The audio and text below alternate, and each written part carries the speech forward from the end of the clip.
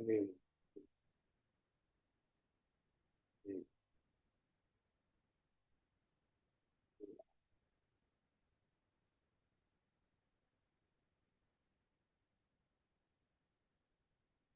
Can you confirm? Is it live streaming now? Yes, Prabhuji. Yes, Prabhuji. Right. Are you able to see the screen share?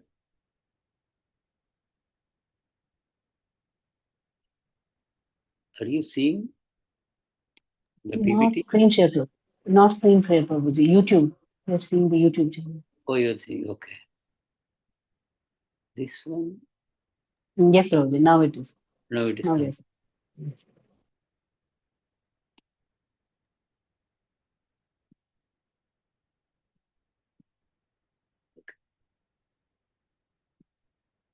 Yeah. So we were discussing about how the anarthas go away, and in 5 stages they go away. So we have to basically understand Ekadesha means one at a time, Bahudesha means more than one at a time, Praiki means generally more than two, three, four. Generally, all the anarthas are going away. Purna means almost it's all cleared. Atyantiki means top to bottom, it is all clear. So between Purna and Atyantiki, there is a difference. So Purna means not completely eradicated. So these are the stages. And then Chakravarti Pad explains how the different kinds of anarthas are removed. We have seen 4 types of anarthas, Dushkritota, Sukrutota. So they are removed in different stages of your bhakti process, starting from Shraddha, Sadhusanga, Bhajana Kriya, Anartha Nivritti, Nishtha, Asakti, Ruchi. So then you have Bhava and Prema. So in the eradication of anarthas happen differently for different types of anarthas. We have basically 4 types of anarthas, correct? So for each of these anarthas, the eradication happens in different stages. So that he is explaining here. So what he says is, when you take, say, for example, Nama Aparada. Nama Aparada is the one that is eradicated most slowly, painfully. Nama Aparad doesn't go away quickly. If you have done Nama Aparad, it goes away very, very slowly. So he is explaining here, when you start, when you are doing your Bhajana Kriya, then you have Ekadesha Vartini. That means slowly, one at a time, is gradually getting cleared. When you are in Bhajana Kriya stage, that means you have come to Sadhu Sangha, and in Sadhu Sangha, you have started executing Bhakti. Then, one after the other, slowly your Nama Aparadas will clear. Slowly, very slowly. That's what we have to understand. Then, when you reach Nishta, so Bhajana Kriya, then Anartha Nivritti, then Nishta. When you reach Nishta stage, then you are in the Bahudesha Vartini. That is affecting many anarthas. That you reach only in the Nishta stage, right? And then when you come to the Bhava stage, crossing Nishta, you come to Asakti and Ruchi, and then you come to Bhava. At that stage only, Prayiki, generally all your anarthas getting removed. And fine, then you reach Prema, then it is Purna. That means still there is something left. Nama Aparadhas are not completely gone. It is Purna for all practical purposes, but there is still some anarthas could be there. And then with the attainment of the Lord's lotus feet, that means you are no longer in the material world. You have reached the spiritual world. Then only the eradication is absolute or atyantiki. So what we have to understand from this, one should be very, very careful with regard to Nama Pradas. We have already seen what Nama Pradas are. Every day morning also we are chanting these 10 offenses to the holy name. So these are the most dangerous type of offenses, right?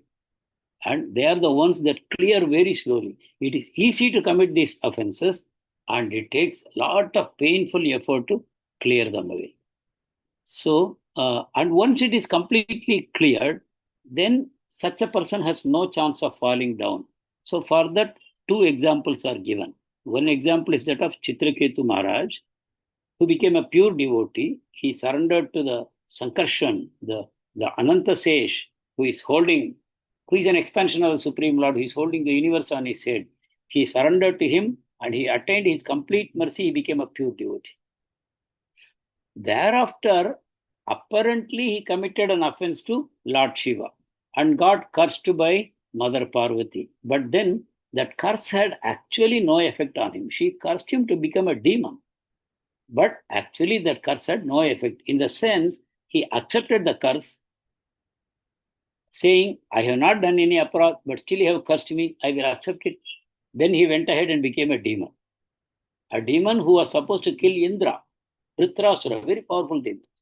But then, when you see the behavior of Vritrasura in the battle with Indra, you will wonder who is the demon and who is the Deva. He speaks such amazing philosophy. He encourages Indra to use the Vajrayuddha to kill him. And he makes a prayer right there in the battlefield to the Supreme Lord, expressing in great feeling his separation from the Lord and requesting the Lord, please take me back. I want to come back to you. I have no interest in this material world. So, what is being told here is once you reach that final stage, there is simply no question of falling down. Right? The second example given is that of Jaya and Vijaya. How we may think how they can do offenses. These are directly the assistants of the Lord in the Vaikuntha at the seventh gate. How can they commit an offense? So that means where is our safety? Even when we go to Vaikuntha, we can commit offenses. So for that, the explanation is given that actually these Jaya and Vijaya, they were making a prayer to the Lord. I will read the prayer to you as it is, right? What did they pray? They had prema. There is no doubt anyone in Vaikuntha has got prema. So in prema, they are making a prayer. My dear Lord Narayana, listen carefully.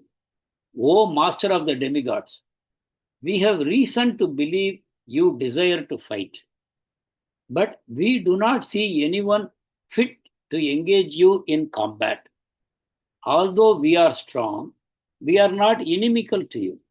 Therefore, somehow you must arrange a situation whereby we become your opponents and you can satisfy your chivalrous mood by fighting with us. We cannot tolerate to see you even slightly deprived of anything, since you are eternally the complete whole, fully self-satisfied. We are your humble servants. Therefore, as you are Bhakta Vatsala, they are praying to him, you are Bhakta Vatsala, kindly grant our prayer.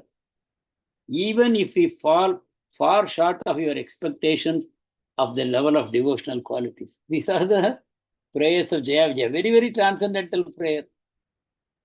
They want to become enemies of the Lord for his pleasure, to satisfy his desire to fight, and for executing his pastimes in the material world. Nobody in the material world is competent to fight with the Lord. They cannot give a good fight. And we are here, we are strong, but we don't have enmity towards you. So please orchestrate a situation by which we will become your enemies.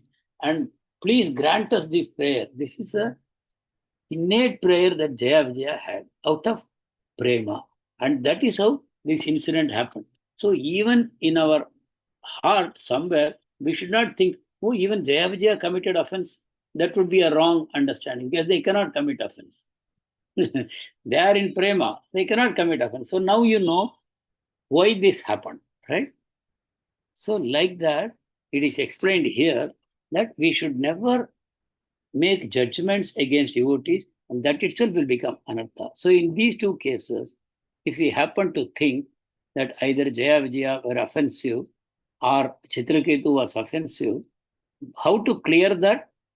Just by clearing this misunderstanding in our heart and praising them in the association of devotees, then that offense will go away. That means even unconsciously or superficially, we should not make judgments, and that judgments can also become an offense for us. So Jaya Vijaya are the faithful servants of the Lord. They could not tolerate to see anything lacking in the Lord's perfection. Nothing was lacking, but by the Lord's arrangement, such a thought came in their mind. So let your affection for your devotees diminish. And so that this arrangement can be made. Right? So such is the prayer they are making in that mood. Okay, so we have done with Nama Aparada, how they are cleared gradually in many stages. Now, Dushkrutota, offenses arising out of sinful, anarthas arising from past sin. How it is cleared? In the Bhajana Kriya stage only, Prayiki, general, all the anarthas start going away, even in the Bhajana Kriya stage. Sadhu Sangha, Bhajana Kriya, very early stage, right? There only Prayiki, general, all the anarthas start getting cleared. And when you reach Nishta, the eradication is complete, Purna, even at the Nishta stage. Then you cross Nishta, go to Asakti, then absolute. All your Dushkrutota, sins arising out of anarthas arising from past sin, they don't remain even at the Asakti stage. And even at the Nishta stage, it is complete, Purna. So you see the difference. Nama Prada takes a long time to clear until you reach the Supreme Lord. But the sins, whatever sins we have done, they start getting cleared very fast. You are not doing any prayaschitta. See, whatever sins we have accumulated in the past and we are even now doing, they all get cleared like this. Just by Shravanam, Kirtanam, you are executing bhakti and they are just flying away your sins. Prayiki, even at the stage of Bhajana Kriya, all the anarthas are going away. And by the time of Nishta, it is Purna. So like this, it is explained. Similarly, Bhaktiyotta, so this anarthas arising from previous sin means both Dushkrutota and Sukrutota, both types, they get cleared like this fast. And when it talks about Bhakti, Puja, Labha, Pradishta, those anarthas, how they will go? At the stage of Bhajana Kriya, Ekadeshavartini, it starts at the stage of Bhajana Kriya. At the stage of Nishta, it becomes Purna. That also, once you reach Nishta, these anarthas don't trouble you anymore. It's Purna, almost gone. And when you reach Ruchi, you cross Asakti and reach Ruchi, then absolutely they are gone. They don't remain. So what remains after the stage of Ruchi? Can you tell me which anarthas remain? Once you have reached the stage of Ruchi, I hope you are following me now.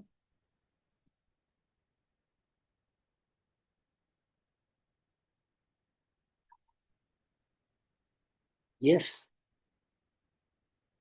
I am waiting. Hare Krishna, Krishna Krishna, Hare. Yes, Prabhuji. Yes, Mataji. Appearance of Ruchi, then Atyantiki, it is absolute, Prabhuji. We are talking about 4 types of aparadhas. My question is, a devotee has reached the stage of Ruchi. Now, out of these 4 types of aparadhas, what are left? Not yet cleared. Nothing will be left, Prabhuji. No. Bhaktiyotta, No, Bhaktiyotta goes at the stage of Ruchi. Prabhuji, all the 3 will not be there, Prabhuji. Yeah, so what will be there? What is left? Prema. Nama aparad is taken. Yeah, that is what I am highlighting.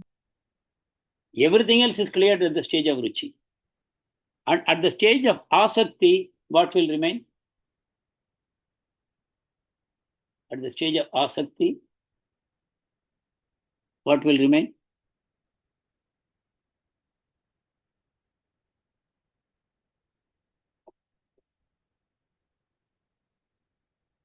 At the stage of Asakti, the anarthas from sins will all disappear. Right? So, the Bhaktiyotta anarthas and Nama Aparadhas, they will remain at the stage of Asakti. And at the stage of Ruchi, only Nama Aparadhas will remain. Others will all go away. From that stage of Ruchi to Bhava and Prema, still the nama aparadas may continue. Most of them may be clear, but still something can be left. And that will be. Then finally, once you reach the lotus feet of the Lord, then only it's all 100% clear. Okay. So the point is, we have to be very, very careful about nama aparada. So that's why we are repeating it every day. Okay. So now he is raising some Purva-paksha arguments, Vishwanath Chakravarti Thakur. We will see that. These are very interesting, but we will try to, one by one, we will clear it up. So Vishwanath Chakravarti says, one may raise the objection that these various stages of extinction of anartha will not apply to devotees. Somebody might say, no, these gradual clearance of anarthas does not apply to devotees, because Adhyavali says, with one utterance of the holy name, all sins are destroyed. We have seen many shlokas like this, right? One utterance of the holy name, all sins are destroyed. So why you are saying it will clear gradually? There's no question of gradually. All types of sins are destroyed. Then also in Srimad Bhagavatam 6th canto, if one hears the holy name even one time, just hear, an outcast can obtain liberation from the material world. Even a Chandala will become liberated from the material world. So when the Shastric evidence is there, just by one time chanting or one time hearing, all the sins will go away. Then why do you say all this Ekadesha Vardini or Bahudesha Vardini, then Prayiki, Purna, all these things we are saying, Atyantiki, why you are saying so many stages? For that, he is explaining. One more argument is given. In the case of Ajamila, what happened? He just chanted the Lord's name in Nama Abbas. Nama Abbas stage. He just chanted. He did not even call the God. He just called his son.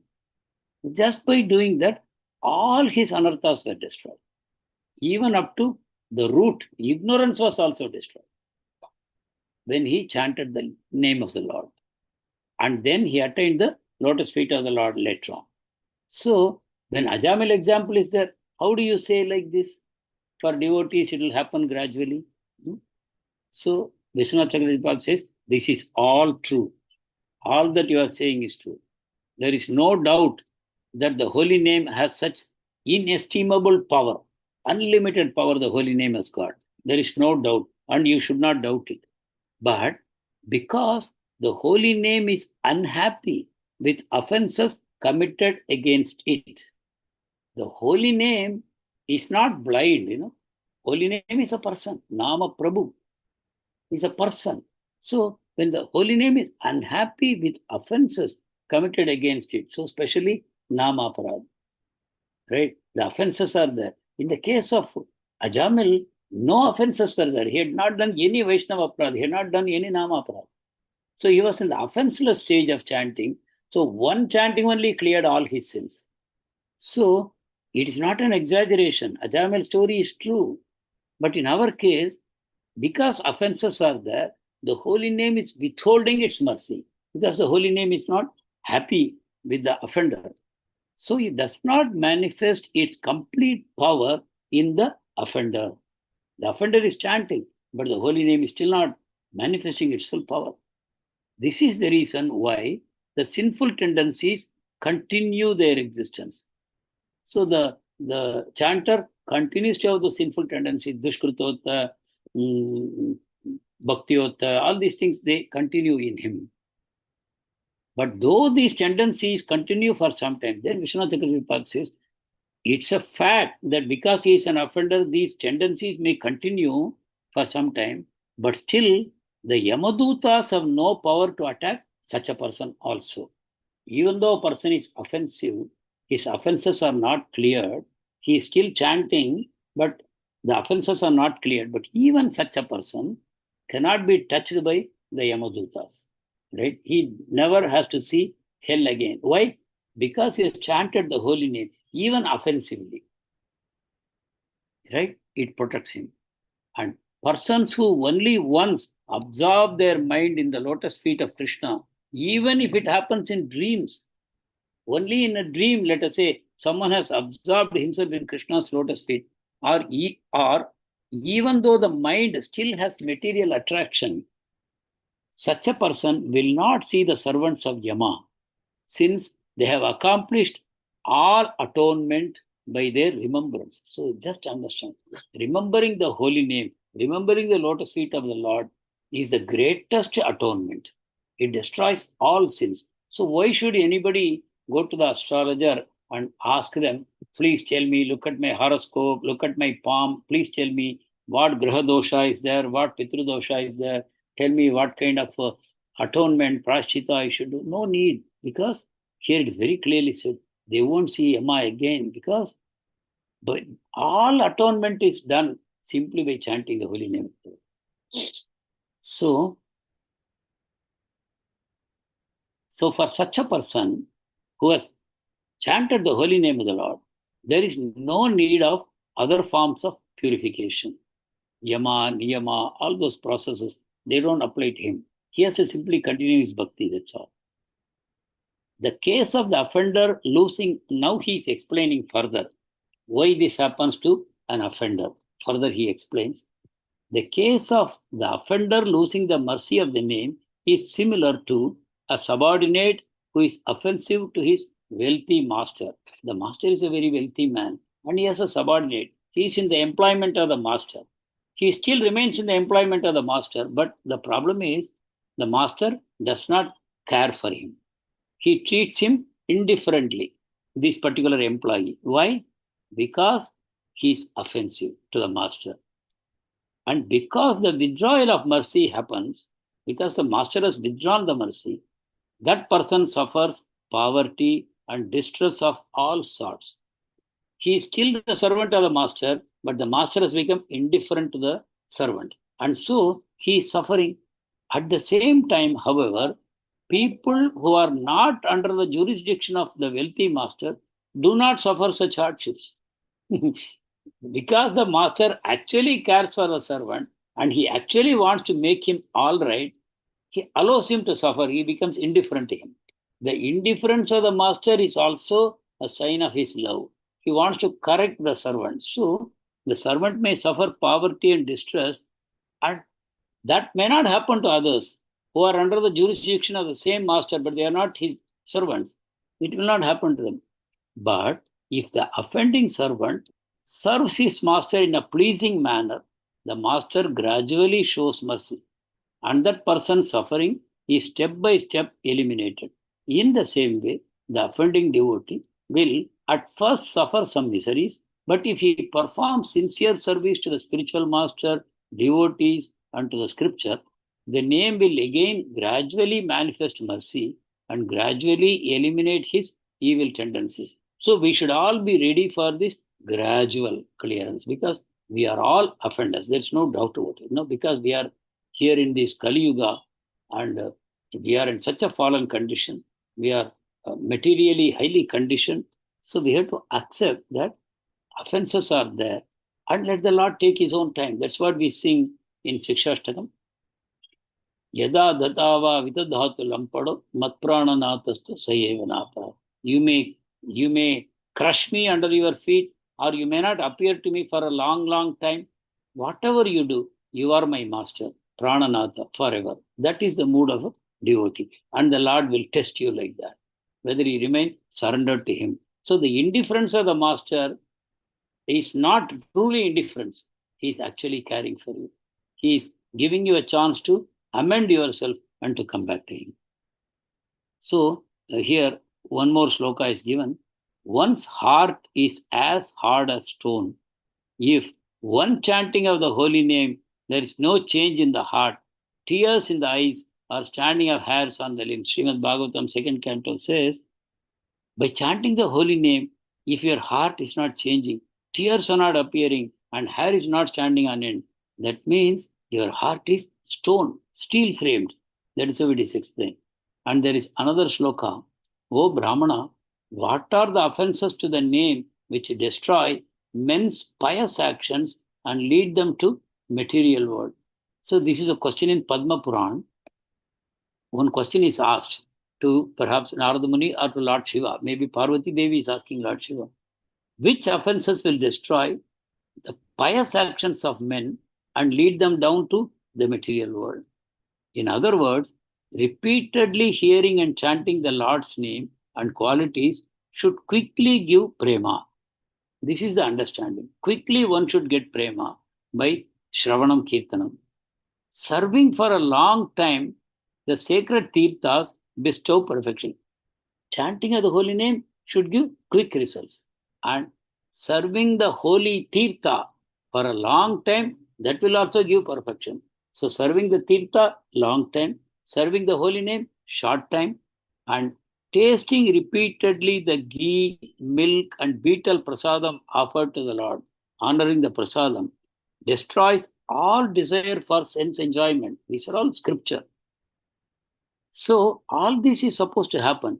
By what offenses do all these spiritually potent activities become material?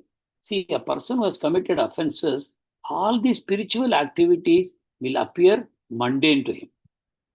These are spiritual activities, but because of the anarthas, the required changes will not appear in his heart. And rather, he will see these things as mundane. He will see the deity in the temple, for example. He will think, oh, it's only a statue. And the prasadam he will eat, he will think it is food. He will not understand there is mercy of the Lord. So all the spiritual activities will become mundane. That means the taste will go away. It will become dry completely. That is a sign of the anartha in that person, offenses. So, Chakravartipad is saying, if this is so, the question is asked, so if a person loses all these amazing results and everything becomes mundane to him, so how serious the offenses must be? That question is asked with astonishment and trembling. Devotee is very much afraid. My God, can such a thing happen? That the serving the tirtha, serving the prasadam, serving the holy name, all of them will lose their effect. Everything will become mundane to him. Why? So, if this is so, one may then argue that if these offenses are so serious, then a person who commits namaparad becomes hostile to the Lord and thus cannot even take the shelter of Guru or perform devotional activities. That means the result of namaparad, serious namaparad, is such that he will become hostile to the Lord also and to the spiritual master also. So he won't be able to continue his service. This is the result of aparad, because everything becomes mundane to him. Chakravartipad says this is true. Just as during a serious fever, he's given an example. Someone has a serious fever, then he loses all taste for food. There is no appetite, no hunger. He doesn't want to eat anything. It becomes impossible to eat for him. A person who commits a serious offense loses all possibility of hearing, chanting, and performing devotional activities. Just like a sick person loses all appetite, an offensive person loses all taste for spiritual devotional activities. There is no doubt about this. However, if the fever lessens after a long time, that means, what is this fever in the case of spiritual life? You develop taste for material things. You lose taste for spiritual things means automatically you develop taste for material things. And that is the fever, material fever. And what happens? Slowly this fever may lessen. That means what? You will become disgusted with material enjoyment. In the beginning, you became disgusted, you developed attraction towards the Lord, you came into the process, but then because of offenses, you again lost the taste, you became materialistic person, but then second time, you become tired of materialistic enjoyment and you become disgusted. Then the fever is getting reduced. Then what will happen? Some taste for food develops for a sick person. Same way, some taste for devotional service will come back.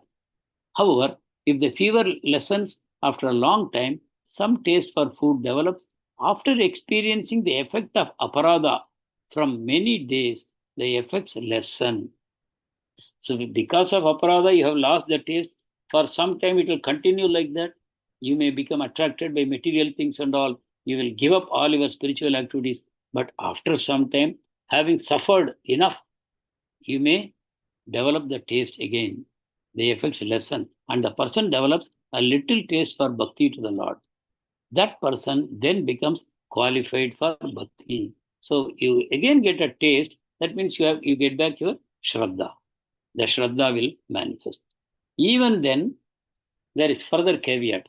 Even then, nourishing food like milk and rice cannot give the full power of nourishment to the person suffering from the lessened fever. The person is still having fever, but it has become less. So what will happen? He is drinking a lot of nourishing food, Shravanam, Kirtanam, Smaranam, everything, but it will still not give the full nourishment. The body is not able to digest, right? So it will not give full nourishment. They bestow some benefit, but cannot relieve him of his wasted condition. So much his body has become weak. So the nourishment will not come fully by an invalid diet and medicine, but he will take patyam, very, very restricted food and medicine. Slowly with time, these foods can have full nourishing effect. Till that time, we have to chant like medicine only. It will be bitter, but we have to continue to chant. We should never complain, why I am not getting taste. Such a question should never arise in us. With time, they will have nourishing effect. In the same way, after a long period of suffering the effects of aparada, the devotee becomes qualified for bhakti. Repeated doses of hearing and chanting the Lord's name and performance of other devotional processes gradually with time reveal everything up to prema. He becomes eligible to go up to prema, but he has to be very, very patient now because the offenses are not cleared yet. It will take time. Okay, now he is quoting the shloka from Bhakti Rasamrita Sindhu. Adau Shraddha, Tata Sadhu Sango, Athata Bhajana Kriya, Tato Anartha Nivritti Syad, Tato Nishta Ruchis, Tata Shaktis, Tato Bhavas, Tata Prema Abhyudayanchati, Sadhakanam Ayam Premna Pradurbhavaha Bhave Kramaha. In the beginning, there is association with devotees, then he gets faith, then one associates with devotees to learn the scripture and then practices bhakti, bhajana kriya. Anarthas are then destroyed. Steady bhakti without confusion follows, that is called nishta. Desire for the Lord appears, that is ruchi. This is followed by spontaneous desire for the Lord, asakti. This becomes bhava and then prema. This is the process of manifesting prema in sadhana bhakti. However, the absence of, okay, now there is another purva paksha. This also, please listen carefully. In a devotee, you don't see the symptoms of prema and you still see traces of sinful activity. Okay, let us take a devotee. Still some sinful activity is there and prema symptoms are not there in him. So then, can we come to the conclusion that it is namaparad? He is practicing all the devotional practices like Shravanam, Kirtanam, Smaranam, everything is doing. So can you say that it's namaparad? The answer is not necessarily, right? And you can also not say that there is still some suffering happening in the devotee's life. That means it is coming from past sin. The past sins are not yet cleared. He is still suffering from past sin. So can you say such things? No. For instance, though Ajamila was without offenses, when Ajamila called his son as Narayana, all his offenses were cleared. But he still did not manifest prema. So Ajamila should have manifested prema, but he did not manifest, right? Even though all his sins were destroyed. So why? Many times he called his son Narayana, Narayana throughout the day. So there was no offense in him. Moreover, he exhibited sinful tendencies. He continued to relate with a prostitute. Okay. So you cannot say that Ajamila was suffering the results of past karma. No, there was no karma. So why Chakravarti is giving this example? You cannot always say that a devotee not manifesting the symptoms of prema are still suffering what apparently looks like the reactions of past sin, not necessarily. It may be the Lord's arrangement. And he also gives the example of Yudhishthira. He had no past sins at all, but he underwent a lot of material miseries. You cannot say that Yudhishthira was actually sinful in his past life, so he was suffering. Not true. So, then final explanation Chakravarti gives. Just as a fruit-bearing tree bears fruit in due time, you plant a seed now, it may take 10 years to get the fruits from that. Same way, the holy name, though pleased with an offenseless person. First, we have dealt with offensive persons. Now we are dealing with offenseless persons like Ajamil, etc. Offenseless persons also, though it is pleased, it will reveal its mercy after some time. Like the symptoms of prema, it won't immediately reveal. It will reveal after some time. Since the heaps of sinful reactions which are to be experienced due to previous bad practices are factually reduced to insignificance by the process of bhakti, like the bite of a serpent without his poison fangs, the sickness, lamentation, and sufferings undergone by devotees are not due to sins in previous life. So he's giving a conclusive statement.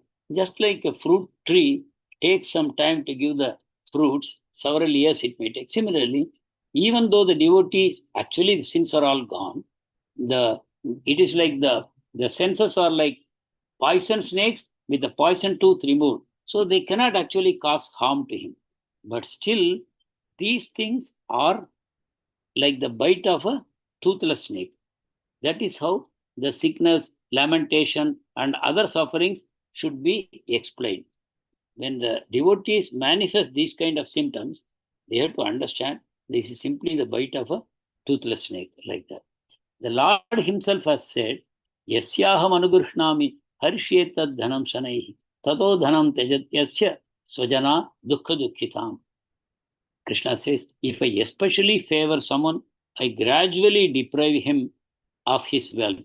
Then the relatives and friends of such a poverty-stricken man abandon him. In this way, he suffers one distress after another. That means these are for very advanced devotees. The Lord will orchestrate the events in his life personally to bring the devotee close to him so that many lifetimes will be simply destroyed. And in this lifetime only, the devotee will surrender fully to the Lord and go back to him. This is called the special mercy of the Lord. Yasyaham anugruhnami. I want to give special mercy to some devotee, then I will interfere in his life like this, to give some suffering and to draw him close to me, to destroy his family attachments, draw him close to me. Then he gives one more quotation. The person with the malady of poverty is the object of my mercy. Kunti Maharani says, no, Akinchana Vittaya, Namo Akinchana Vittaya. She prays to Krishna as Akinchana Vittaya. Those who are materially exhausted, you are their only wealth. You know? If someone is materially exhausted, then Krishna becomes his wealth.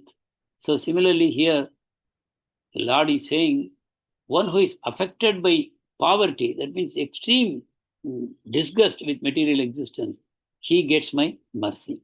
Since the Lord is thinking of the welfare of his devotee, in order to increase his humility and longing for the Lord, bestows on him all sorts of suffering as his mercy. The suffering is not the effect of sinful actions in previous lives. So both sides he is explaining. Because of our offenses, we may suffer, but the sins are all destroyed by the process of bhakti only. And then the Lord is personally orchestrating the events in the life of a devotee. So we should not say, oh, this devotee is still having sin, he is not really advancing. We should not come to such conclusions. With this, we come to the end of the third shower, right? Anartha Nivritti. Now, the fourth shower is Nishtha. Shraddha, Sadhusanga, Bhajana Kriya, Nishtha. Now the chapters go very fast, you know. The longest chapter was this, what we have already seen. The other chapters are just like three pages, and they just move like that. So Nishtha means a stage of steady devotion. Before we proceed, would you like to say something, or you like to have some discussion on this? Because this has been quite a mouthful, you know, a lot of things we have been discussing. Would you like to say anything, devotees? Hare Krishna, Prabhuji. Hare. Dandat pranam, Prabhuji. Prabhuji, I just wanted to know, Prabhuji, Jaya and Vijaya, you said that they were already in the prema. So I just wanted to know, Golokera Premadhan. So Harinam Sankirtan. So Chaitanya Mahaprabhu came to give us prema. But Yeah. in the Vaikuntha Lokas, it is only Aishwarya. So how to understand it, Prabhuji? I'm not able to understand. It's Aishwarya and Prema are not exclusive things. That's called Aishwarya Prema.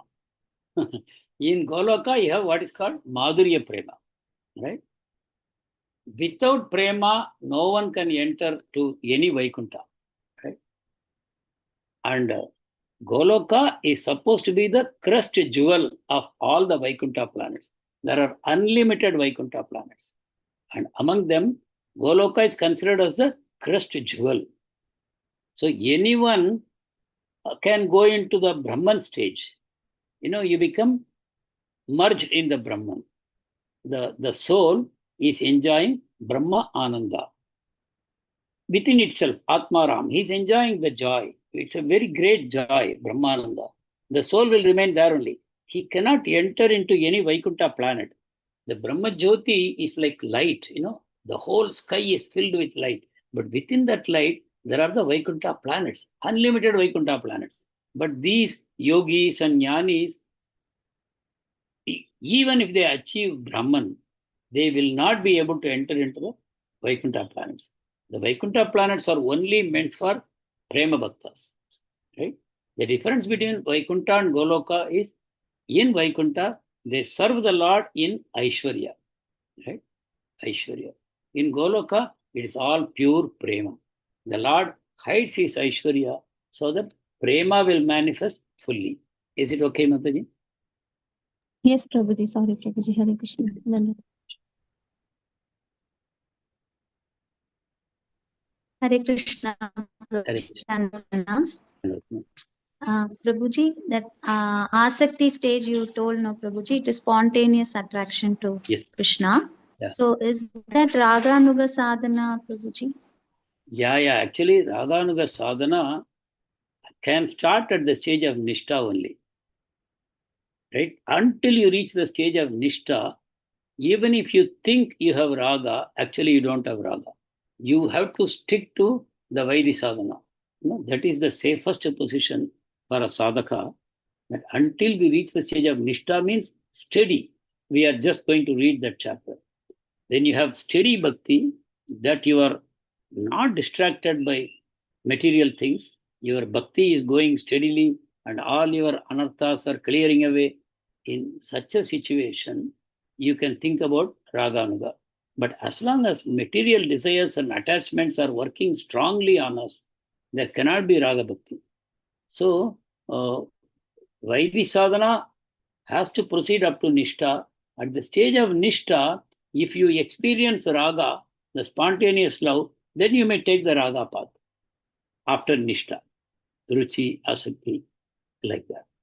But even if at the Nishtha stage, you are not experiencing that Raga, then you will still continue your Vaidhi sadhana at the stage of Ruchi, Asakti, Bhava, Prema, like that. Is it okay, Mataji? Hare Krishna. Yes, Prabhuji. Thank you so much, Prabhuji. Yeah.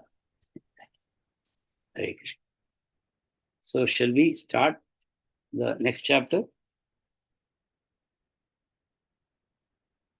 Yes, Prabhuji. So we are talking about Nishtha. So someday we will all reach this stage.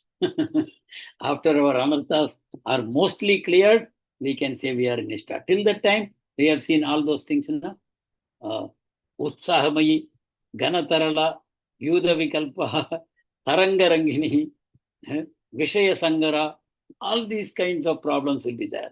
But once you reach Nishtha, they are not there. They are no longer there. Nothing like that is troubling you. Your bhakti is progressing steadily. So let us see that. So previously we have discussed bhajana kriya of two types. One is anishtita bhajana kriya. We have studied 6 types of anishtita bhajana kriya. That is that utsahamayi, ganatarala, etc. That is anishtita bhajana kriya. It is not steady. It is disturbed, like waves, ups and downs is there. So we have discussed that. That is anishtita. And then there is Nishtita. Opposite is Nishtita Bhakti. So without describing Nishtita Bhajana Kriya, we have discussed Anartha Nivritti. How the Anarthas are getting cleared, we have discussed in the previous chapter, but still we have not discussed the Nishtha part of it. So Srimad Bhagavatam, 2 slokas are quoted. Please note down the sloka numbers if you are not having the book with you. Canto 1, 2nd chapter, shloka 17 and 18. 2 consecutive slokas. First shloka is talking about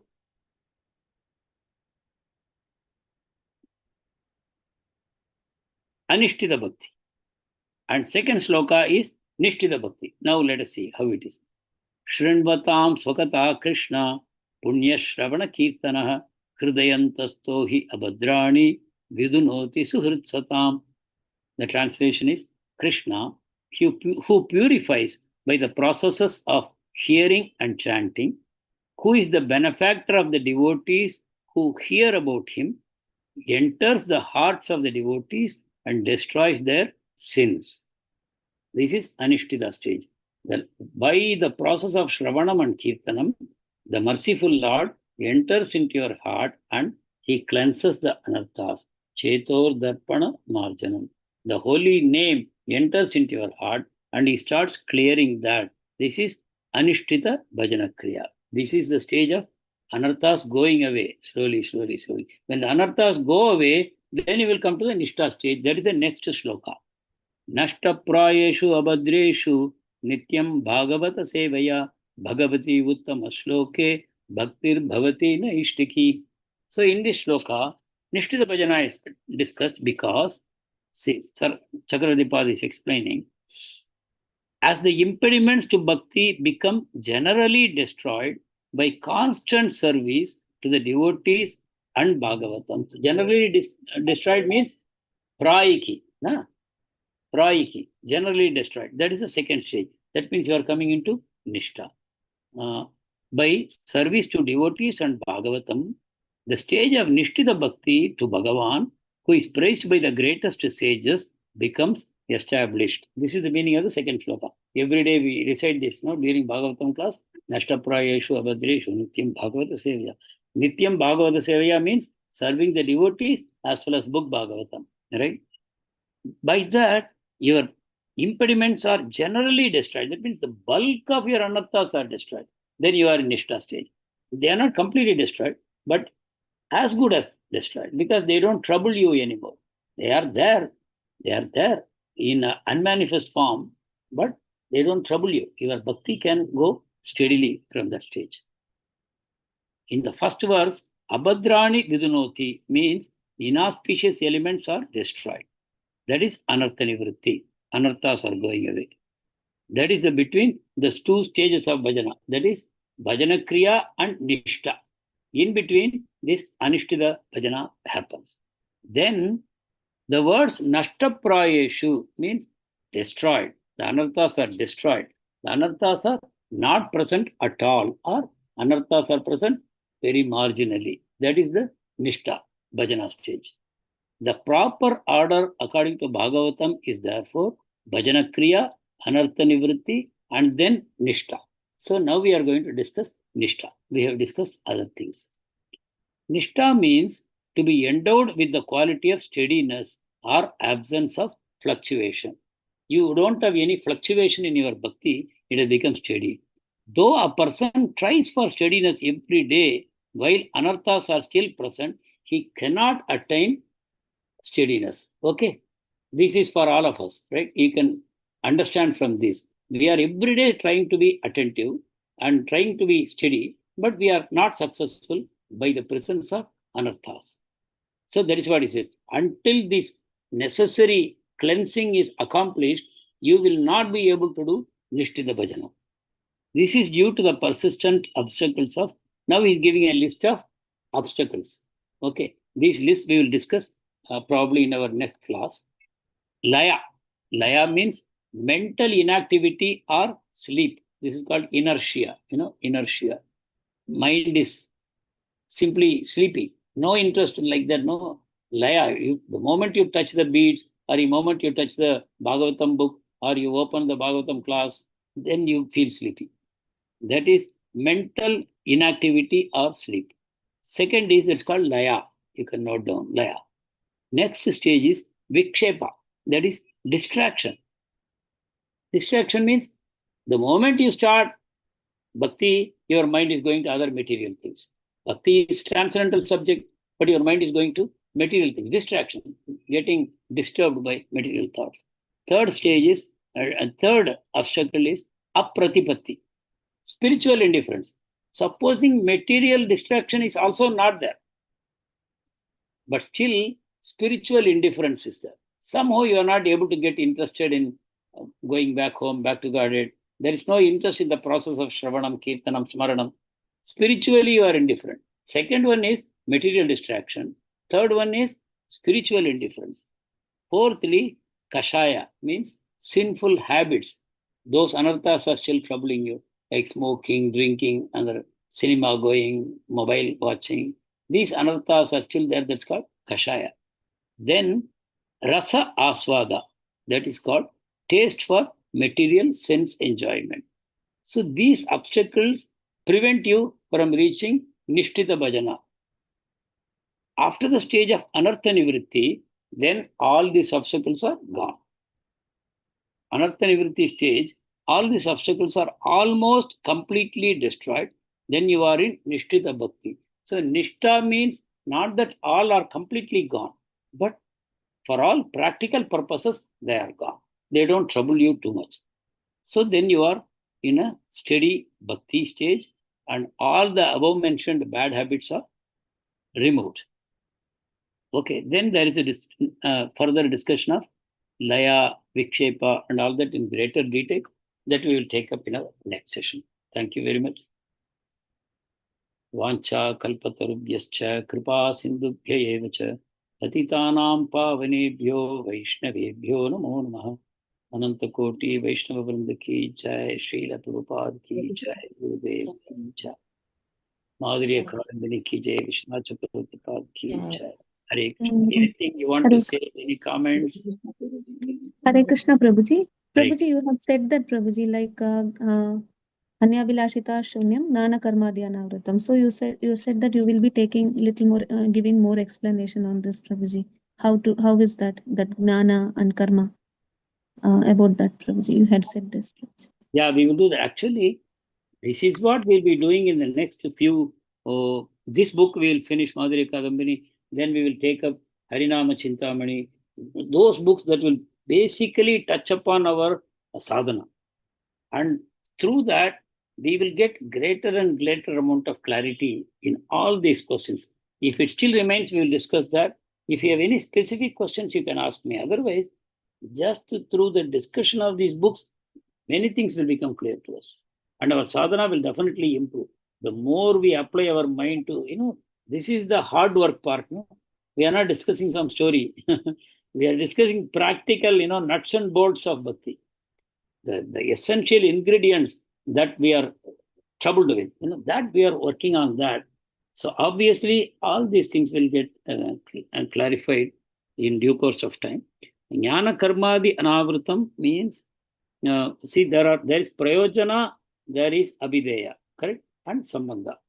We are all studying sambandha about the jiva, the ishvara, and the prakriti. We are discussing that. Then the guru guides you on the next stage of how to perform bhakti. At that time, if you mix karma or jnana, then it becomes mixed bhakti. We are advised to carefully avoid this. Don't do mixed bhakti. Do pure bhakti only. Remain exclusively loyal to bhakti. Be like a chaste wife. Only do bhakti. Don't go into other processes. That is what is called jnana karmadi anavritam. Bhakti should not be covered by jnana or karma. So the goal should be prema only, and the path should be vaidhi sadhana bhakti only. There should be mixing of nothing else. This is the broad understanding of that shloka. And anukuliyana Krishna anushilanam. In a favorable mood, we should constantly be serving Krishna. That is called bhakti uttama. But theoretically we can understand, but practically we encounter a lot of problems. All that will be clear to us as we read these books. Okay, Natalie? Okay, Prabhuji, Hare Krishna. Thank you, Prabhuji. And also, you had said, Prabhuji, like in the conscious level, that Sattva Guna, performing bhakti in the Sattva Guna, Rajasiku Guna, Tamasiku Guna.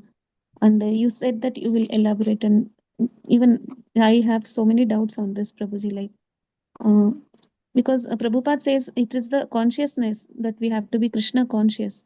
So sometimes, due to inertia, like we won't be able to do physically the limbs of bhakti, Prabhuji. So, but on the conscious level, we will be. So, I just wanted to know, Prabhuji, is it the right way of doing bhakti? Sometimes both our mind, body, and thinking, we cannot include all these things in the process of bhakti, Prabhuji. Sometimes it so happens. So, I just wanted to know, Prabhuji, learn more about that.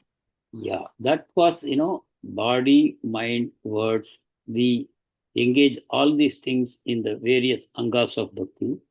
And different people will be more absorbed in different aspects of this. Some people will be doing more on the mind level, some people will be doing more on the body level. That is accepted. Different devotees will have strength in different aspects. But unlike Ambarish Maharaja, who used everything in the service of Krishna, we may not be at that stage. But wherever somebody has a taste for Shravanam, somebody has taste for Smaranam, whichever suits us, we can go ahead with that. There is no problem. And with regard to the influence of the modes on bhakti, definitely the modes create anarthas. But that is why Mahaprabhu has come to give us the direct path. You don't have to try to clear your tamogun, rajogun, sattvagun, but you become aware of it. By becoming aware, you will be able to avoid these things consciously also. What is the result of tamogun on bhakti? What is the result of sattvagun or rajogun on bhakti? Just by becoming aware of it. You don't have to do much about it, because just by continuing your bhakti, your gunas will clear. Because bhakti is a transcendental process. So automatically the gunas, the effect of the gunas will clear. But a devotee doesn't remain satisfied with this only. Devotee wants to make active effort to get rid of all these gunas. What does he do for that? He more intensely does his bhakti, nothing else. The devotee realizes that tamogun, rajogun, they are all disturbing me. So what shall I do? They continue to trouble me. You intensify your bhakti. Nothing else is required. There is no other prayashchita, there is no other yoga or karma or jnana. No. All the gunas will be cleared by the strength of your bhakti only. The holy name itself is capable of clearing all this. But by becoming aware of the influence of rajogun or tamogun on me, I become humble. And that's a great support to my bhakti. Oh, I am so full of weaknesses. At least you will not complain to Krishna, why Krishna, you are not giving me the taste? Rather, you will say, I am so fallen, Krishna. You have given me a chance to chant your holy name, which is the greatest thing. Golokera Prema Dhan, that you have given to me so mercifully. You have given me devotee association. You have given me the wonderful books of Srila Prabhupada.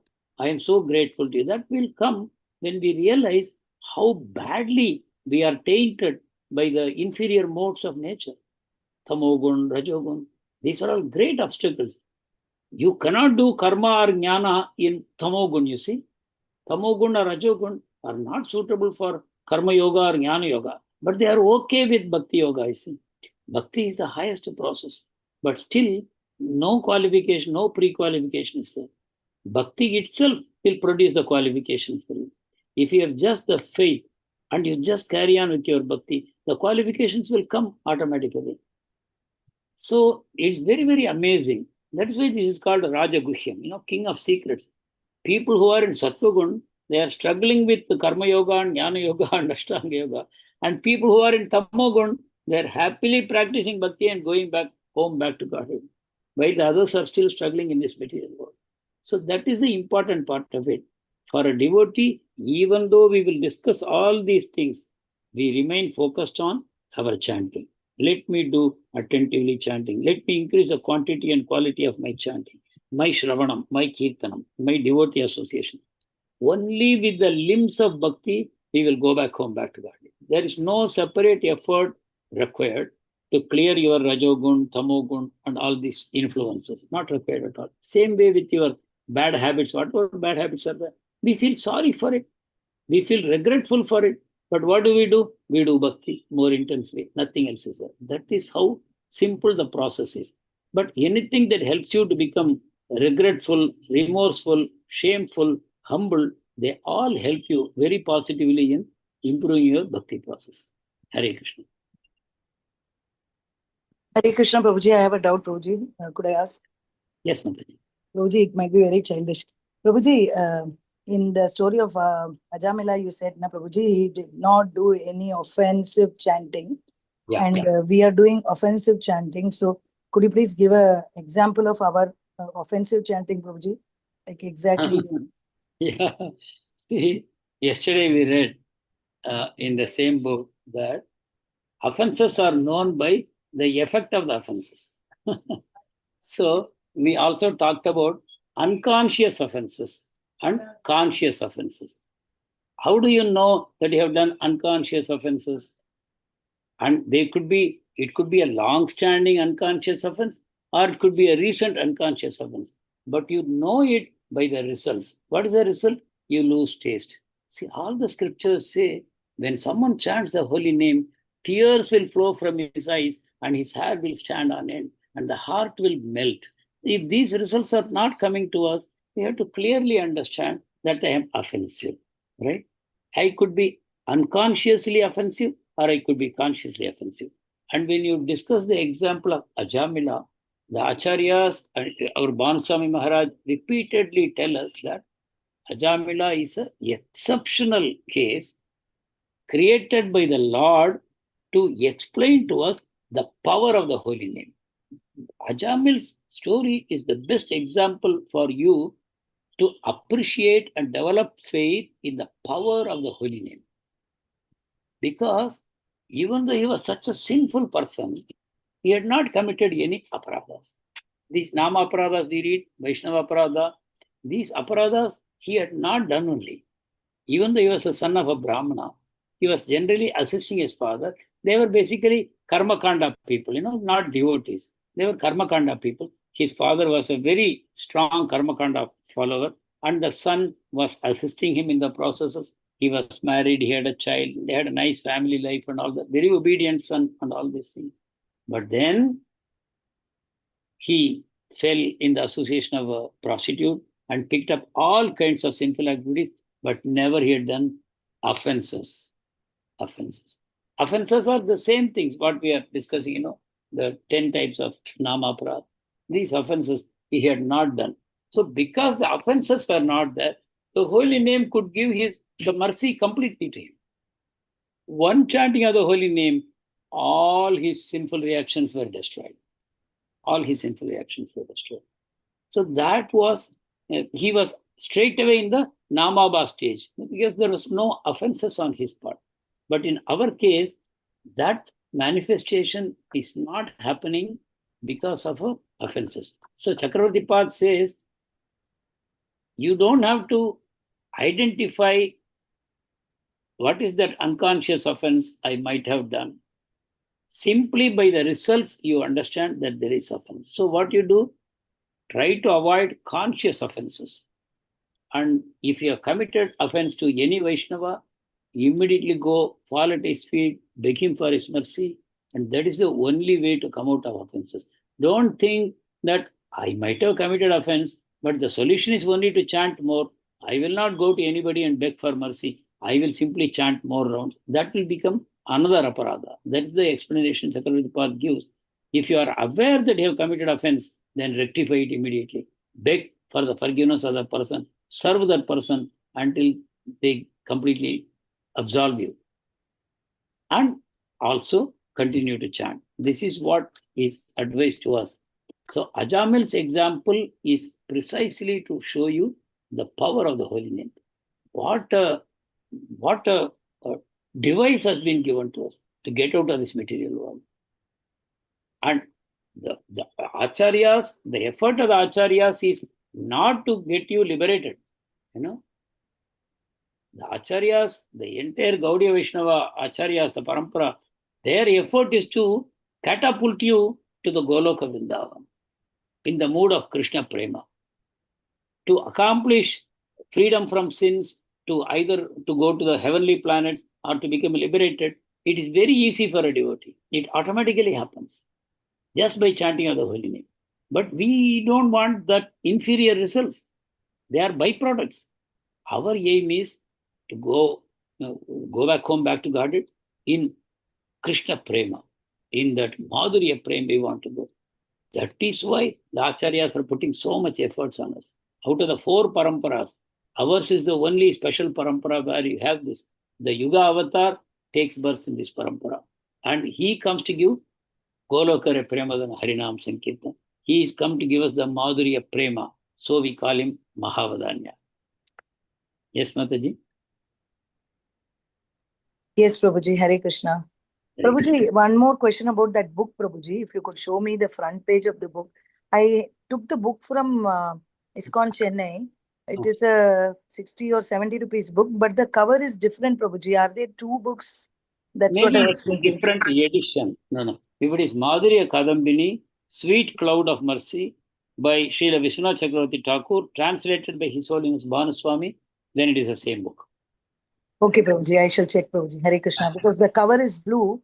No, and they the book might is have very changed the small. cover. See, Yeah. there might be more editions. Yes, And Prabhuji. in subsequent, this is the first edition, 2019. You might have got a later edition. They might have changed the cover. And the thickness of the book is also very small. Very So- small book, Mataji. It's a very small book. It is only 67 pages. That's all. Okay, Prabhuji, I'll check. Hare Krishna. Hare Krishna. So, thank you very much once again. We will meet again. Hare Krishna. Hare Krishna. Prabhuji. Kripa Sindhu Thank you, Prabhuji. Hare